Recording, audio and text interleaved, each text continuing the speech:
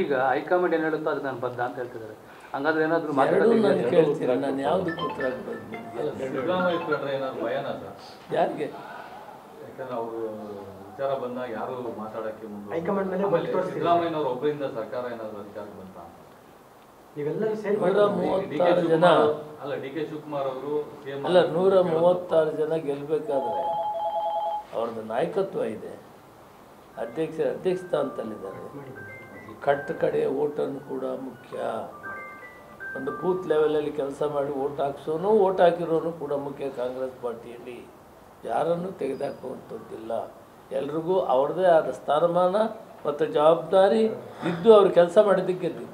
ಒಬ್ಬೊಬ್ಬರೇ ಗೆಲ್ಲಕ್ಕಾಗಲ್ಲ, ಒಬ್ಬರೇ ಮಾಡಿದ್ದಾರೆ. ಸರ್, ಈಗ ಅದಕ್ಕೆ ಅವರಿಗೆ 2028ಕ್ಕೂ ನಾನು ಸ್ಪರ್ಧೆ ಮಾಡ್ತೀನಿ ಚುನಾವಣೆಯಲ್ಲಿ ಮತ್ತೆ ಅಂತ ಹೇಳಿದ್ದಾರೆ. ಸರ್, ಈಗ ಎಲ್ಲರೂ ಸ್ವತಂತ್ರ ಸ್ಪರ್ಧೆ ಮಾಡೋ ವಿಷಯದಲ್ಲಿ ಪ್ರಜಾಪ್ರಭುತ್ವ ವ್ಯವಸ್ಥೆಯಲ್ಲಿ ಯಾರನ್ನು ಸ್ಪರ್ಧೆ ಮಾಡಬೇಡಿ ಅಂತ ಹೇಳುವಂಥದ್ದೇನಿಲ್ಲ. ಎಲ್ಲರೂ ಸ್ಪರ್ಧೆ ಮಾಡ್ಬೋದು. ಇದೆಲ್ಲ ಕೂಡ ಹೈಕಮಾಂಡ್ ಮಾಡ್ತದೆ.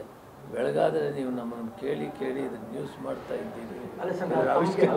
ಇದರ ಅವಶ್ಯಕತೆ ಇಲ್ಲ.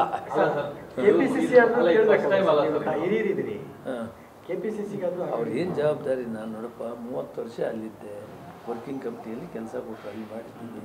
ಯೂನಿಯನ್ ಮಿನಿಸ್ಟ್ರ್ ಕೆಲಸ ಕೊಟ್ಟು ಅದು ಮಾಡಿದ್ದೀನಿ. ನಾಳೆ ಅವ್ರು ಏನು ಕೆಲಸ ಕೊಟ್ಟರು ಮಾಡೋದಕ್ಕೆ ನಾವು ತಯಾರಿದ್ದೀವಿ. ಆದರೆ ನಾವು ಇಂಥದ್ದು ಬೇಕು ಅಂತ ಕೇಳೋದಿಲ್ಲ. ಅದೆಲ್ಲ ಹೈಕಮಾಂಡ್ ತೀರ್ಮಾನ. ಅಲ್ಲ ಸರ್, ಈ ಫಸ್ಟ್ ಟೈಮ್ ಅಲ್ಲ, ಸುಮಾರು ಸತಿ ಸಿದ್ದರಾಮಯ್ಯನವ್ರು ಚೇಂಜ್ ಆಗ್ತಾರೆ ಎಂದಾಗ ಸತೀಶ್ ಜಾರಕಿಹೊಳಿ ಅವ್ರ ಹೆಸರು ಬಂತು, ನಿಮ್ಮ ಹೆಸರು ಬಂತು. ಸತೀಶ್ ಜಾರಕಿಹೊಳಿ ಕೂಡ ಸೀನಿಯರ್ ಇದ್ದಾರೆ. ಅವರು ನಿಷ್ಠೆಯಾಗಿ ಪಕ್ಷನ ಬಲಪಡಿಸಿದ್ದಾರೆ.